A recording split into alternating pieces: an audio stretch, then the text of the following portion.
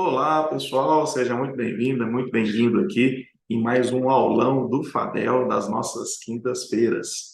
Olha, separei um tema muito bacana, são as cláusulas essenciais em todo contrato de locação residencial, tá bom? Vou falar aqui então sobre. Eu separei algumas cláusulas, não são todas, separei as que eu entendo que são essenciais para a gente revisar, entender e assimilar a importância de tê-las em todos os contratos. Bacana? Então vamos lá. Deixa eu compartilhar a nossa tela para a gente já começar aqui o nosso aulão. Pronto. Aí, vamos lá.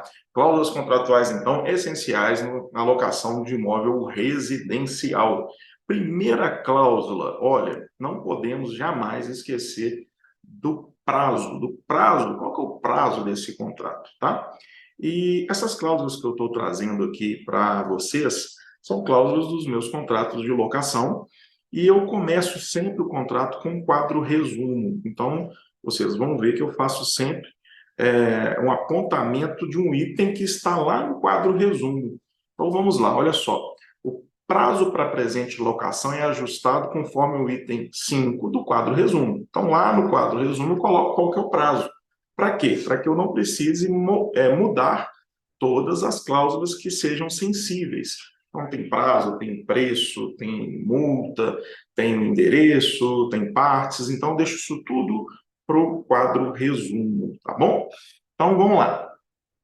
E por que é importante a gente estabelecer um prazo no contrato de locação residencial? Olha, eu até já gravei alguns conteúdos aí sobre prazos. Você pode voltar tanto no Instagram quanto no YouTube e assistir. Recomendo muito, porque toda locação, eu costumo falar que toda locação ela pode ser contratada por qualquer prazo. O problema é qual a consequência da escolha do prazo do contrato. E na locação residencial, a gente não aconselha, vou ser bem breve aqui, porque tem assunto, tem aula já gravada, então você pode voltar lá. Na locação residencial, não se recomenda firmar o contrato com menos de 30 meses. Por quê? Porque a lei fala que com 30 meses ou mais, o locador tem o direito à denúncia vazia, que é pedir o imóvel ao locatário sem a necessidade de falar qual o motivo, não precisa falar qual a razão que você quer o imóvel de volta. Ele já tem esse direito no final dos 30 meses ou mais, tá bom? Então, eu já deixo essa dica aqui para você. E eu coloco aqui, basicamente, que o artigo 46 fala, que é, terminado o prazo deste contrato, a locação ela já fica, né? O locatário é obrigado a devolver o imóvel, sem a necessidade de algum aviso ou notificação. Tá? O que quer dizer isso? Ele pode devolver ou não. Se ele não devolver, o contrato termina? Não. O contrato continua por prazo indeterminado. Ele fica prorrogado.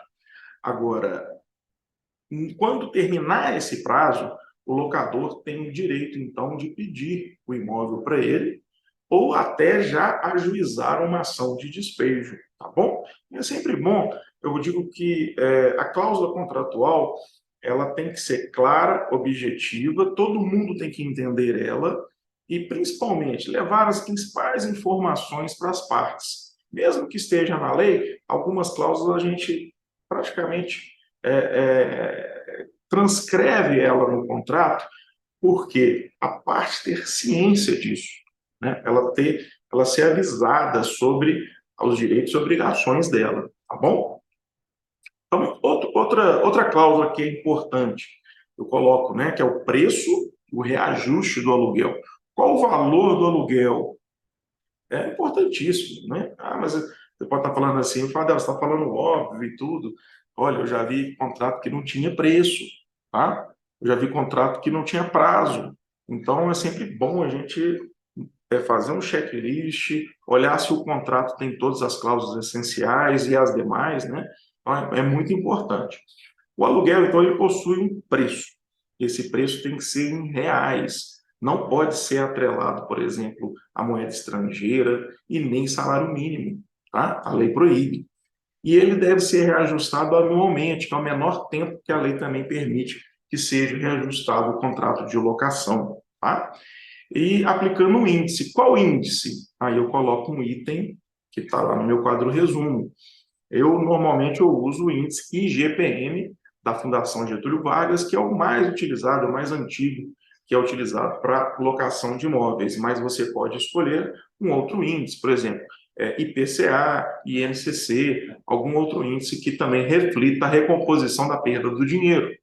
Hoje em dia, o IGPM ainda é o índice mais usado no Brasil aí para reajuste de aluguéis, tá? Só que eu vou dar uma dica para você aqui. No Brasil, a nossa economia ela é muito instável, né? E acontece de ter variação, então, de inflação muito grande, de tempos em tempos. Ano passado, mês 2022, a gente teve uns 3 ou 4 meses que o índice GPM superou 30%. Foi histórico o recorde. Depois ele veio caindo, caindo e já está em apenas um dígito, né, de menos de 10%. Acontece que pode acontecer a deflação. O que é isso? Ao invés de acontecer a inflação positiva, a deflação é baixa de preço. É raro, mas já aconteceu várias vezes no nosso país. E aconteceu recentemente, depois da hiperinflação do 2022, teve a deflação mais no segundo semestre de 2022. Só que não foi o suficiente para reduzir o índice acumulado de 12 meses, mas alguns meses foram negativos. E se por acaso o acumulado dos 12 meses for negativo, como faz? Reduz o aluguel? Então, eu deixo claro aqui que se por acaso tiver uma variação negativa, o valor do aluguel permanecerá inalterado, sem sofrer redução, tá bom? Eu já coloco até uma justificativa, que foi o valor já ajustado como mínimo entre as partes para esse imóvel, tá bom? Então, e também já tem muitos anos que só pode reajustar de 12 em 12 meses. Mas nosso país muda muito as leis, eu já conheço essa história aí já há 30 anos, então eu sempre deixo um gatilho ali que se porventura, no futuro, uma lei vier permitir que o reajuste seja realizado em periodicidade inferior a 12 meses, ou seja, vamos supor que a legislação começa a permitir que o reajuste de aluguel pode ser de 6 em 6 meses. Então, já poderá ser pactuado esse período menor neste contrato, tá? Fica então essa dica valiosa, porque só quem tem experiência que sabe a importância de prever isso em um contrato. Seguindo aqui, também no preço e reajuste, né? E a gente coloca qual o dia de vencimento, tá? Lembrando que o contrato, normalmente, quando ele tem uma garantia contratual, primeiro você utiliza o imóvel e depois você paga o aluguel do mês passado. Esse é a regra. Mas quando o contrato tem uma garantia contratual. A lei permite que, se o contrato não contiver nenhum tipo de modalidade de garantia, o locatário ele já entra no imóvel pagando o primeiro aluguel, ou seja, ele vai pagar antes de usar o imóvel. Então, sempre ficar atento nessa situação. Tá? Aqui eu coloquei o que é mais frequente, que o aluguel tem vencimento todo dia, constante do item tal, eu vou colocar qual o dia de vencimento de cada mês subsequente ao vencido. Então, primeiro vence o mês e depois paga. Essa é a dica que eu coloco para você também. Aqui eu coloco que vai pagar o endereço da imobiliária, situada no endereço tal, moeda corrente, podendo utilizar de boleto bancário e que as despesas desse boleto podem ser cobradas, então, do locatário. Qual a dica nessa cláusula? Muitos falam, olha, mas eu posso cobrar a despesa do boleto? Eu não estaria infringindo o Código de Defesa do Consumidor e várias outras disposições? Não. Você pode cobrar a despesa do boleto. A questão é você tem que dar ao locatário uma outra possibilidade de pagar o aluguel sem despesa. Então fica a escolha dele. Aí eu coloco ali, se por acaso o locatário quiser pagar sem esse custo, ele pode pagar o aluguel no endereço do locador, no endereço da administradora dessa locação, tá? Mas, normalmente, a facilidade hoje em dia, né, a praticidade do boleto bancário, o custo tão pequeno, eles sempre optam pelo envio do boleto.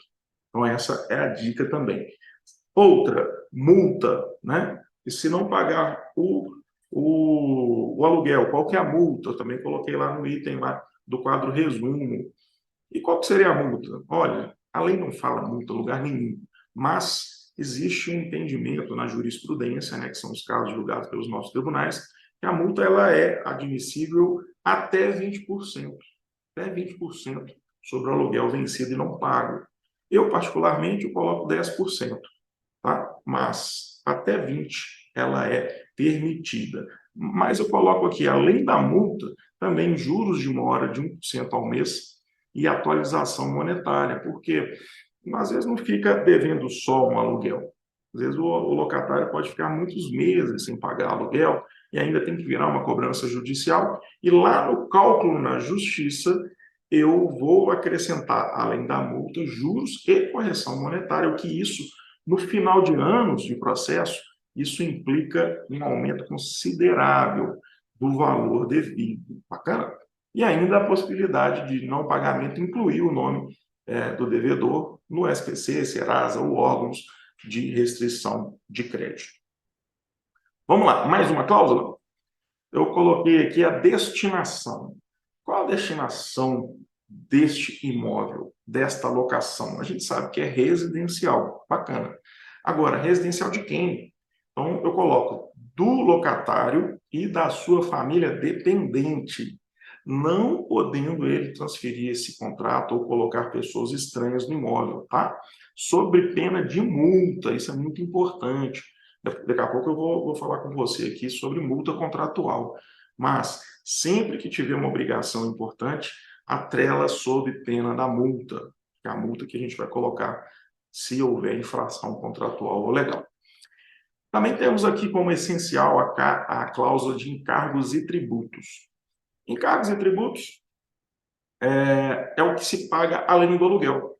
Então, pode ter PTU, normalmente tem PTU, condomínio, despesas de água, luz, esgoto, vai depender do imóvel, da característica dele, aonde ele está instalado também, seguro de incêndio.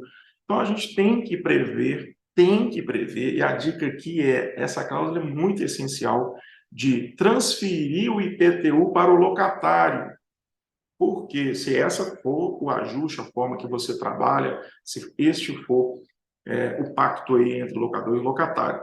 Por quê? As pessoas, a maioria não sabe que a lei determina que o IPTU é do locador, do proprietário. Só que a lei coloca uma vírgula, salvo disposição em contrário no contrato. O que quer dizer isso? Que se no contrato nós falarmos que o IPTU é do inquilino, tá ok, não tem ilegalidade nenhuma.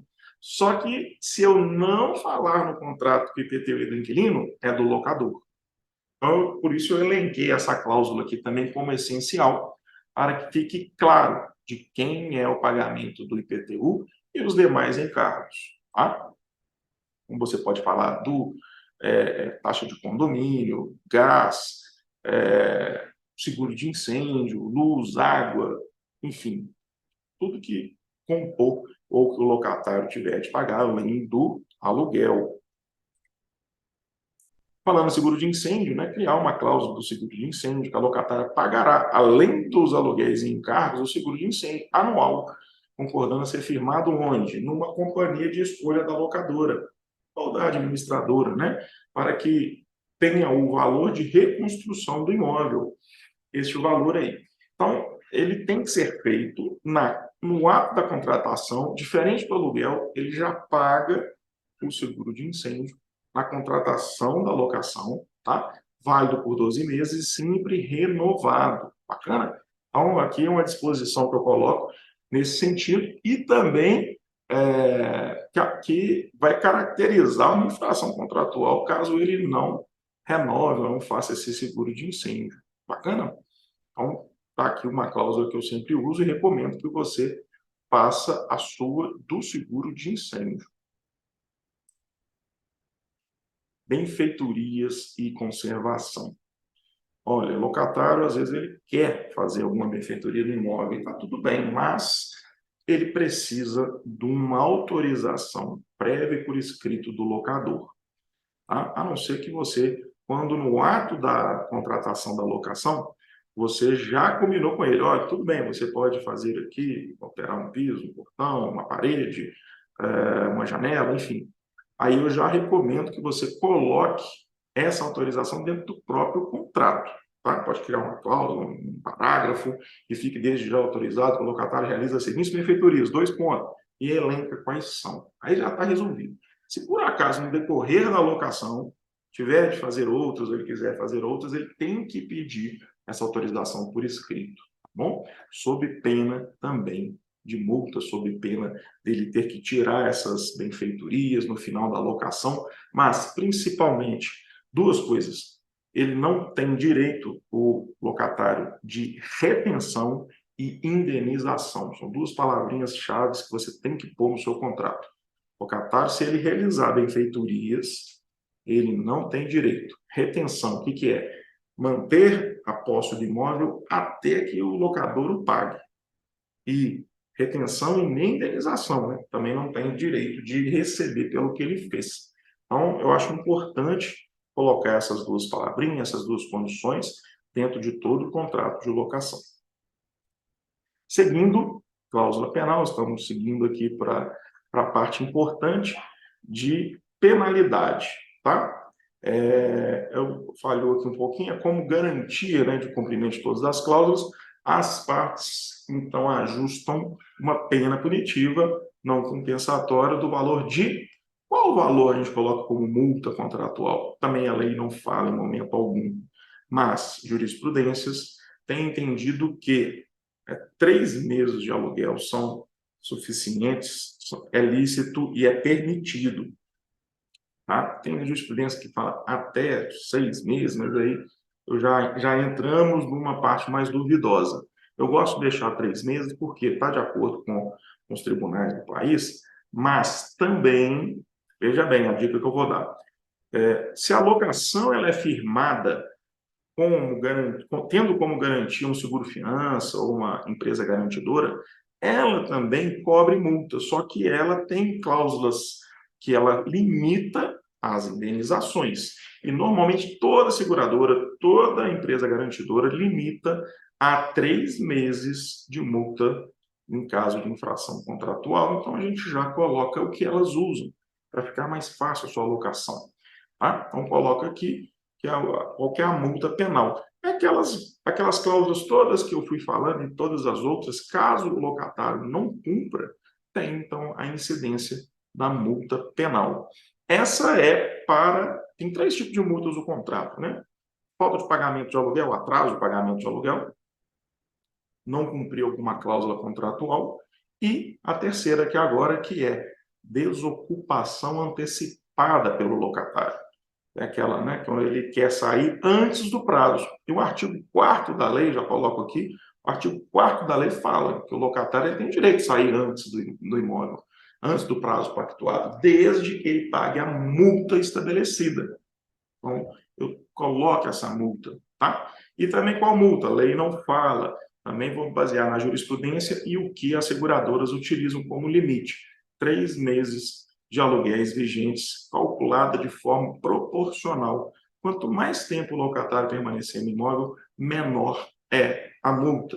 Então, vamos supor, um contrato de 30 meses, ele cumpriu 15 meses e resolveu ir embora. Ele cumpriu metade do contrato. Se a multa são 3 meses, ele tem que pagar a multa de 1 mês e meio. E ali vai sucessivamente diminuindo até o último dia do prazo contratual. Também eu entendo como essencial essa multa, é bom para o locador, é bom para o administrador de locação, porque também a comissão incide sobre essa multa. E aqui, finalizando, né, nossas cláusulas essenciais, eu não podia deixar de colocar que esse contrato não poderá ser total ou parcialmente transferido, emprestado, cedido, ou seja, não cabe sublocação, o locatário não pode transferir a locação para ninguém, sob pena também de ele incorrer em multa e até despejo, né? Então, eu já deixo aqui muito claro para ele, tá bom? Então, olha, eu separei somente algumas cláusulas. É claro que o contrato de locação tem muito mais, mas eu queria fazer uma aula aqui específica para as cláusulas que eu entendo como essenciais mesmo, tá? Em outras aulas, em outros conteúdos que eu tenho produzido, eu falo de outras cláusulas, outras situações, e se você gostou, quer saber mais, não deixe de comentar aqui, seguir o canal, compartilhar com quem isso aqui pode ajudar, e me fala, o que mais você gostaria que eu falasse aqui sobre contrato e cláusulas contratuais, tá? Por exemplo, posso falar de cláusulas essenciais no contrato comercial, no contrato de temporada, tem muita coisa pela frente aí bacana que a gente pode falar, mas eu queria a sua opinião, então deixa aqui nos comentários, tá bom? Queria então agradecer mais uma vez a oportunidade de estar dando essa aula aqui, que é o aulão do Fadel das quintas-feiras, e a gente se vê em breve aí na próxima oportunidade, próxima aula, próximo conteúdo, hein? Tchau, tchau.